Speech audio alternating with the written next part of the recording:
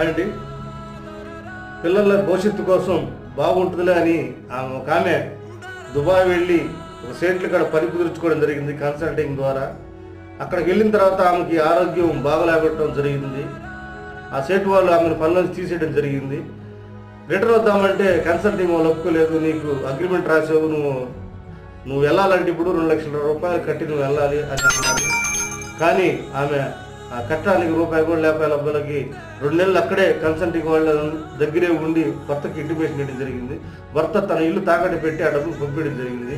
ఆమె రిటర్న్ వస్తున్న సమయంలో పిల్లలు ఎంతో ఎదురు చూస్తున్నారు మా మమ్మీ వస్తులే అని. కానీ ఆమె శంషాబాద్ ఎయిర్పోర్ట్ దిగి విజయవాడకి చేరుకోగానే ఆమె గుండె ఆగిపోయి బస్సులో చనిపోవడం జరిగింది. చూడండి జీవితం ఎంత విచిత్రమైనదో.